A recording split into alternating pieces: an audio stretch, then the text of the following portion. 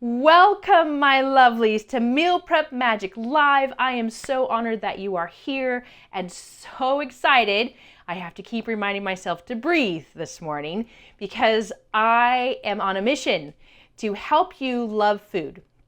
Meal Prep Magic has been my brainchild for the last 6 to 8 months, and I keep thinking I could do this fast, and it's not been happening. But here we are, finally, and it's so beautiful. The day that we are launching is actually my 10-year anniversary today. So that to me is like fortuitous. We are in line with the universe. It is meant to be, and here we are. Another very cool thing that we're celebrating is that my son Owen, here he is, has been working with me for a year, and we've decided that it's time for him to launch his own business. So he officially this morning signed up and is Chivika Cooks and will be moving forward, still helping me, thank God, and doing a lot of his own things. He's getting into catering and stuff like that. So if anybody needs dinner parties or anything else, he's your guy.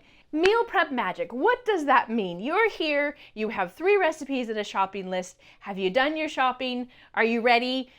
My vision for being in kitchens 10 years ago was I could only help 4 people. And that was enough for me in the moment. And as my momentum has grown, I have wanted to be in more kitchens and help more people. And I've traveled the world now, and I know that this is going to be a helpful thing. So, thankful to the people that have supported me and who have helped me put this all together. Number 1, my VA, who's here today, and if you have questions, she can answer them for you through the chat, so she'll be kind of overseeing this whole thing. Thank you, Kelsey. And then I have Christy here today, who is my video editor, and she's actually been making some of these recipes and enjoying them in her family as well before they even went public. So thank you, Christy, for being here. And I am so overjoyed with the people that are here. I have people from England, I have people from Australia, I've got California, Nevada, and Oregon, my hot spot. And I'm just so thankful you guys are here and you're wanting to take steps to make this a thing. Meal prepping can be fun, and it's a system that you can learn just like driving. You can be put on autopilot, and having kind of a next step helps you stay in rhythm, get the job done, and then get out there, out of the kitchen where you get to do the things you love. And so the Meal Prep Magic series is subscription based. You'll get every month 4 weeks worth of recipes. So individual, there's 4. There's 3 recipes and a shopping list per week, and a video on how to put all of those together.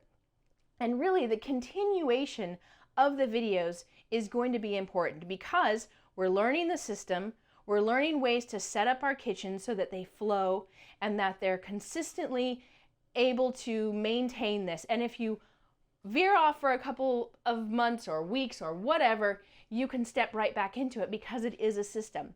So it's very exciting that that's here. I also have some mini series. There's one called Getting Saucy with Amy. You're going to start seeing those popping up. We've started a YouTube channel. I would love for you to go like and subscribe to that. Then you'll get that. But if you subscribe to my Meal Prep Magic series, you actually get all 12 episodes of the Getting Saucy. And then if you subscribe to the quarterly, you'll also get all 12 episodes of the How to Love Your Kitchen.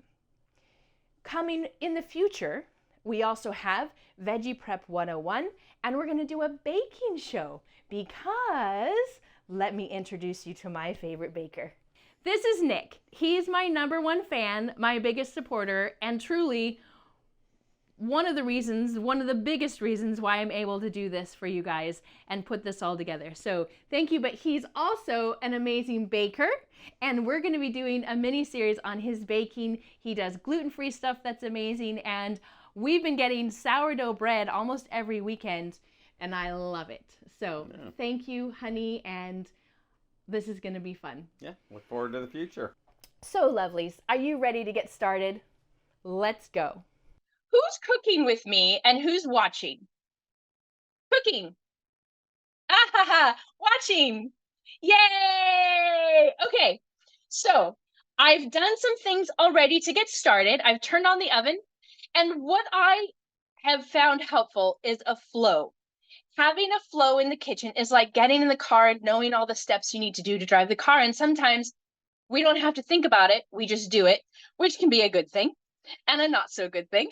We should be aware when we're in the car, but it's just an automatic. And so what I have found in the kitchen is by following a flow, it helps me take the first step, take the next step, and just do it. Even if I'm not entirely in the mood, but then there's comfort in going to those next steps. So the very first thing I do is clean out my refrigerator. That means pulling the ingredients out that I need, as well as finding the science experiments, getting rid of things that might turn into science experiments because I'm realistic about not being able to use them, or deciding if I can put those into the recipes that I'm using today. So number one, clean out the fridge. Number two is clean out your sink, because having a clean sink, start fresh, it's a drag sometimes, but is really helpful, because the next thing you want to do, step 3, is wash your vegetables. And if you have stuff in the sink, that's not as easy, or you can get residue onto vegetables that you're not cooking, and that can be dangerous. So we want to have a clean sink so we can have clean vegetables and not have to worry about any kind of toxins or anything like that. Next, you're going to deal with your proteins. And the first few weeks of videos in my meal prep series, there's one type of protein, which at first is going to seem like a drag. You don't want to eat the same protein all week. However, it's to simplify things so you can learn the system. And being able to learn the system quickly without learning 3 different protein meals is a little bit simpler. So I wanted to make us be able to learn that system with the simplicity of the meals, and then we can mix and match. And we are going to have so much fun, because I am just drooling every time I'm talking about all the different recipes we're going to put together and talking to people about that. And food is so fun. It's just, it's amazing. So I want to inspire everyone to find food as fun as I do, some way, somehow. Once we start with our proteins, we're going to decide, are we marinating it, or are we going to be setting it aside? Can we cook it immediately and go from there? So let's get that going. I'm actually going to have Owen come up and talk about some of the proteins and how we prepare them. But the number one thing I did was put sausages into a Pyrex, and I'm going to stick those in the oven. That's for our Zuppa Toscana. Oh yeah, and I forgot to say, making today steak stroganoff, sweet and sour pork, and Zuppa Toscana. All right, so I started with a chuck roast on this, and we've got most of it cut up, but he's going to show you the final cut. So I try to segment it into pieces about this size, and it just makes it easier to get all the fat off all around. And then we really just want to try and keep probably 1/8-inch size slices, and just keep following along the piece and remove anything that gets in the way. I feel like we should have music. Christy, cue the music. So you're just looking for something about this size. Doesn't have to be perfectly even. It won't really matter. It's all ending up cooking in a sauce anyways, but trying to keep it somewhat the same will help. Then here, I'll grab that one. We also have the sweet and sour pork. It started out as a big pork tenderloin, but again, I just try to section it into like kind of little rectangular pieces, just makes it easier to work with. And then kind of the same deal and same size as the last one. These ones will be a little thinner just because the pork tenderloin isn't quite shaped the same, but still a similar idea. For the steak stroganoff, we're going to marinate it first, or just season it with our magic mushroom spice. And if you got there's a link to making magic mushroom spice. It's one of my favorite spice mixes. It will be a part of the Getting Saucy with Amy mini series that will come with the subscription. There's either monthly or quarterly, and you get this one included. It also, I will be rolling them out into YouTube on a monthly basis, maybe 1 or 2. But the benefit of getting this subscription is that then you'll be able to have all 12 of them at your fingertips. And they are my favorite spices and sauces that I keep on hand all the time for easy meal prep. So we're going to put 2 tablespoons of that. 1 and 2. All right, get our hands dirty. You can also do this with tongs. I love using tongs because it's a kind of a replacement for your hands, but I want to make sure that's all on the meat. There we go. Then we're gonna set that aside for about 20 minutes. All right, for our pork, we're gonna marinate it in a garlic powder with some arrowroot and some vinegar. Just a splash of vinegar. Get out my handy dandy. What is we'll do a tablespoon of garlic and then 2 tablespoons of arrowroot. The arrowroot is on there so that it later will be able to thicken the sauce.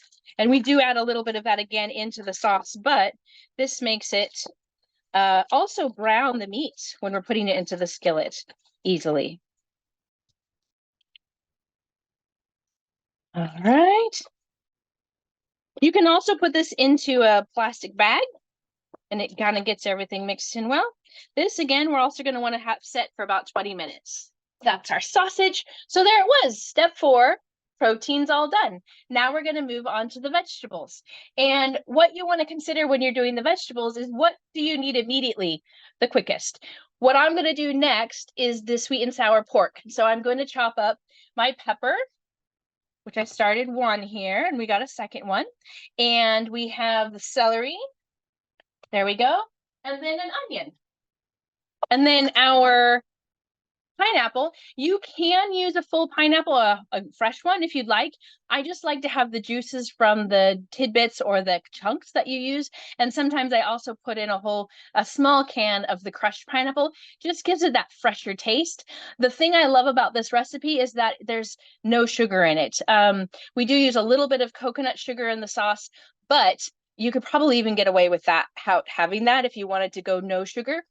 It just is a really amazing flavor without having to have a lot of additives. So to cut your pepper, it's best to start like this, wing around, pop it open. You'll see that I always have a scrap bowl because then you don't have to worry about where the scraps go. So because what we want to do with the pork first is brown it. So when I put it in the skillet, we're going to have it all flattened out and we want to get a little brown on there first. And then we'll be putting in the rest of the sauces so that then they soak in. But yes, that's a good question because first we want them browned and you can't do that if the sauce is on it. Thank you, Kathy. That was an awesome question. When you're cutting up vegetables, you want to think about what size piece you want in your bite.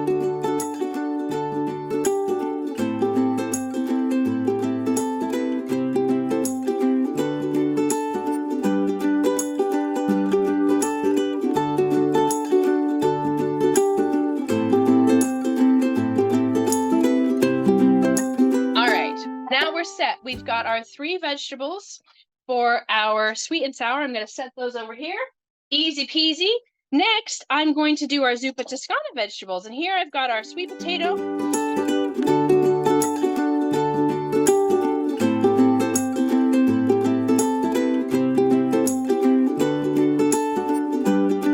Then we're going to do our kale. The cool thing about the kale is you can either keep it separate and you put it in the bottom of your bowl before you put over the piping hot soup. Or if you want to container it in individual glass jars, you put that down raw in the bottom, and then you put your soup on top. And you want it to not be super boiling when you do portion that out. And then the kale keeps really nice. And those can actually be frozen as well. So here I have the other 2 bowls of onions that I cut. So I'm going to put these 2 aside. That's for my Zuppa. Oh, here's my kale. So I deveined it and then I stripped it off and I just cut it up into pieces. So there we go. That's ready to go. And our last thing is the mushrooms. Here. And I have a whole big bowl of them. These are pretty easy. You want to think about, again, piece sizes, what people like. I have a simple stroganoff that's in one of my first seasons that's called Not My Mom's Stroganoff, and it actually has blended up mushrooms that are chunked up in the food processor, and it helps them disappear. I had a particular client that didn't like mushrooms, and when I put them in like that, she can't taste them until the next day. So if you have people that don't like mushrooms, this works wonders for the first day. later on, if you're going to meal prep with them, whoever doesn't like mushrooms, they're probably going to taste the mushroom flavor. So you'll want to reserve that people who do like mushrooms. But this is a great way to get people to eat mushrooms and not know it. When we're doing this with steak, you can't hide them as well like that. So I'm just going to do big pieces like that. And you're just cutting them in half.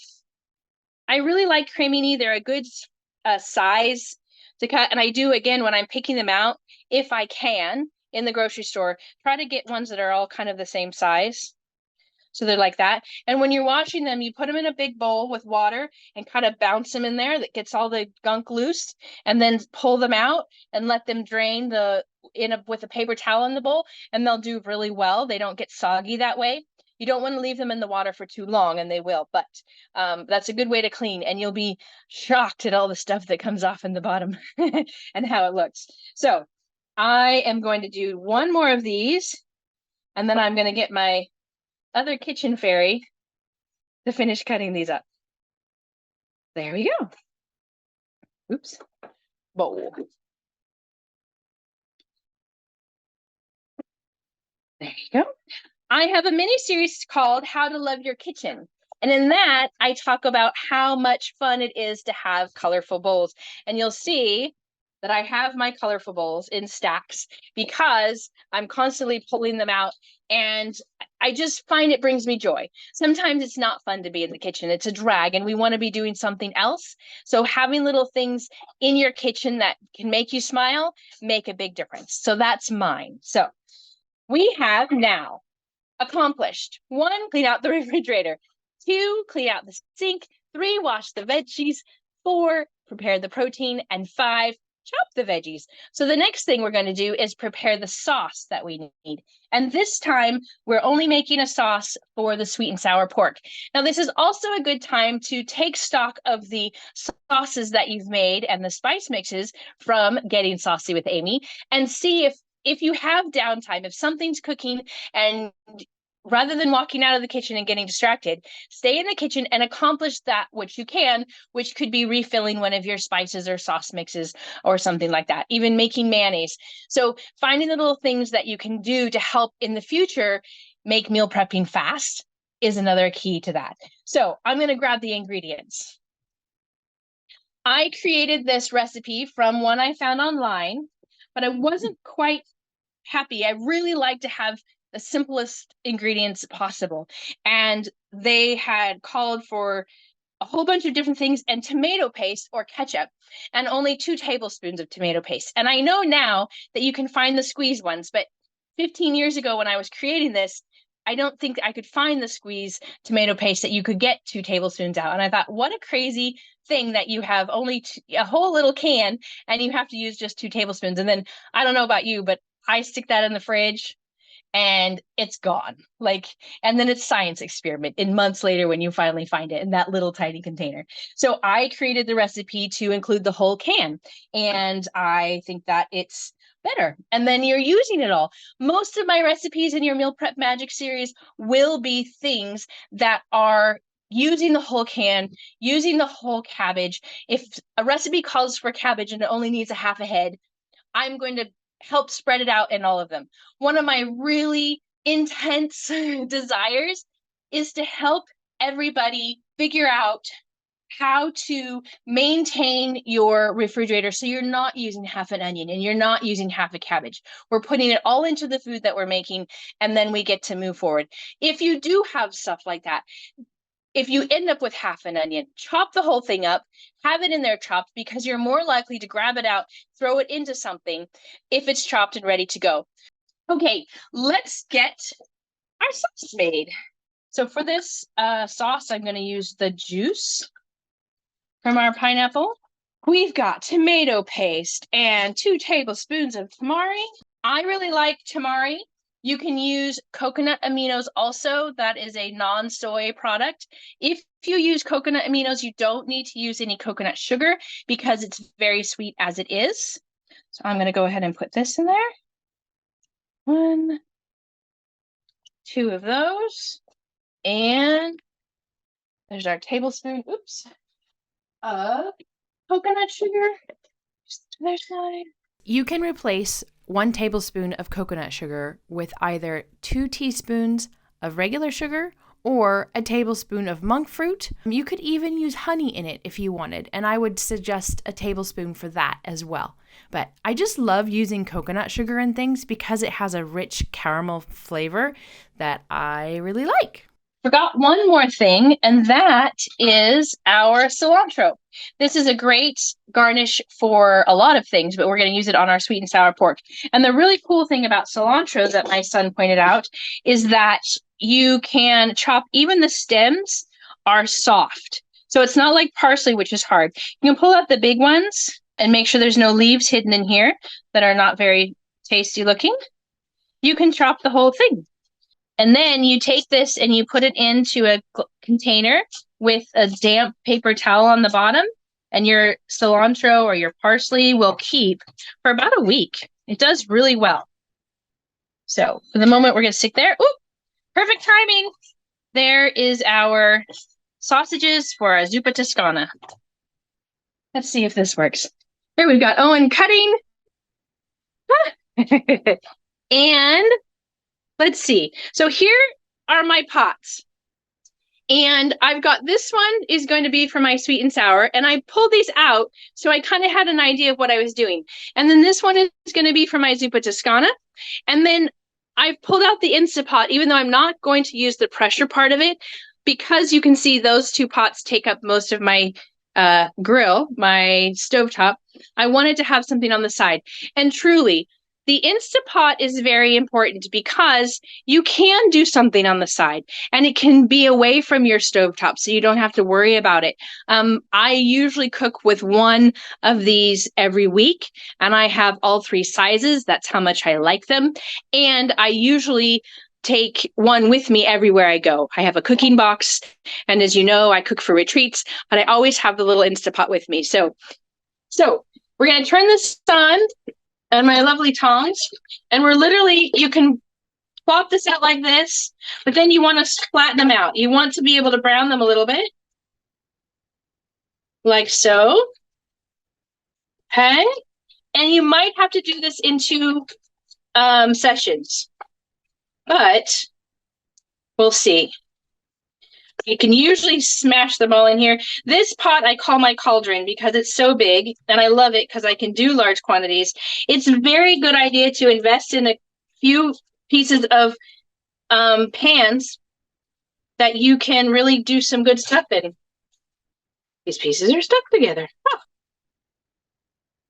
Here we go. Now that my fingers are dirty, I can just put this in there. See how this goes. If you want to be very particular, like if you were making this as a special dinner, then you would want to individually brown each piece very carefully. For us, in meal prepping, we want to make this as efficient as possible. So we're going to maybe fit all these in. I'm going to push them up the sides. Little browning on each piece is what's going to be important. All right, I'm going to let that get hot while I pull out the sausages. There we go. Those look perfect. Little browns. We're going to let them cool and go from there. All righty. I'm going to wash my hands real quick. And since we're here, we can move right over to the Instapot. So here, I'm going to put it on saute. There. That's how we get it hot.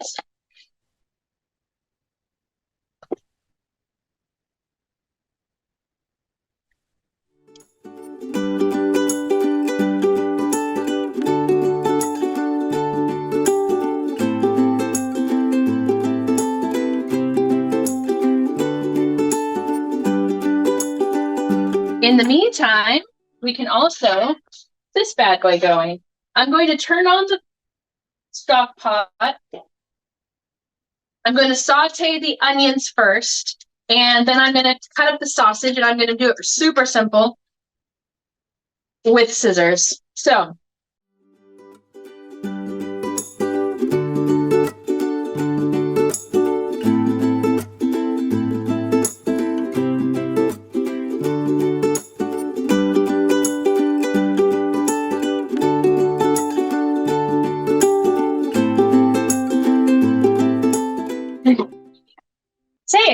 Can't keep holding this.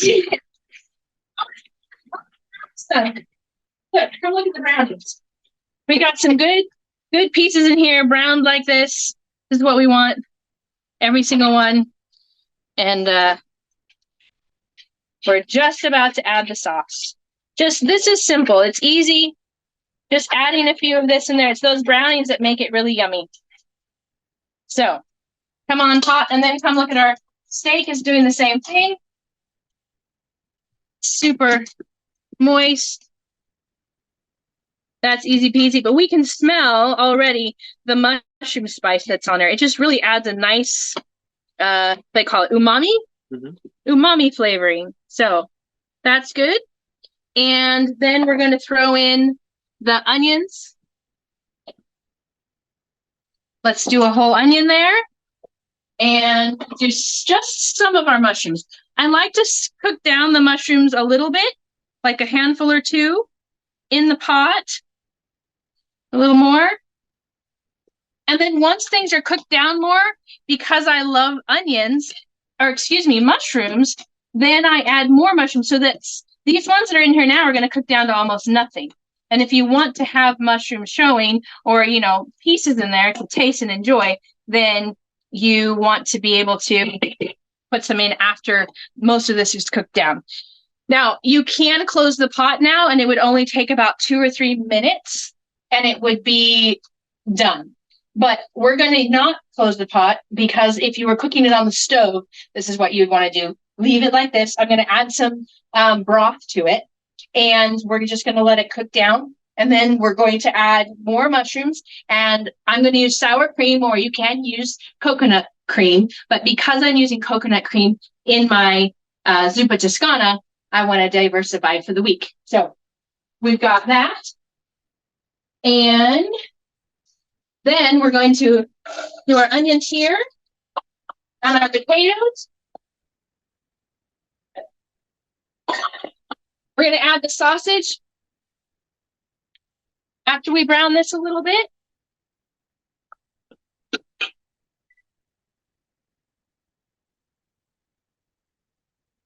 Okay. And here our pork skin good.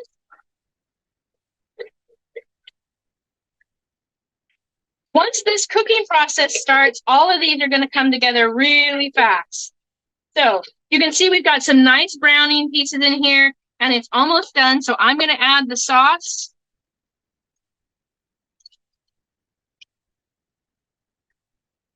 Just like that. We're going to bring it back up to temperature so that it's a little bit sizzly all over. You're going to notice that it's going to start thickening almost immediately. There you go. Once you put in, do me again. Oh, there it's going. Let's put the lid on. It's going, it's going. That's easy peasy. Turn that down a little bit.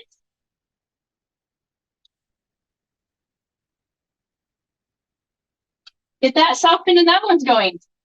You have about 15 more minutes after this, and all of these are going to come together, and then it's time to container. All right, lovelies, we have made 3 recipes. You've got sweet and sour pork, steak stroganoff, and Zuppa Toscana to be in your refrigerator this week. I hope you enjoy these recipes and you come up for more. Please go to amychivica.com, click on Meal Prep Magic, click on Let's Get Cooking, and you'll find our pricing plan for 2 different subscriptions. One's monthly, one's quarterly, and if you use Celebrate30 as a coupon code, you'll get $30 off your first subscription, whatever it is. Whether it's the monthly, you'll get first $30 off your first month, or you'll get $30 off your first quarter. So I love any feedback that you have. Please stay tuned. I am going to do more of these live celebrations of Meal Prep Magic, and I hope to see you soon. Take care.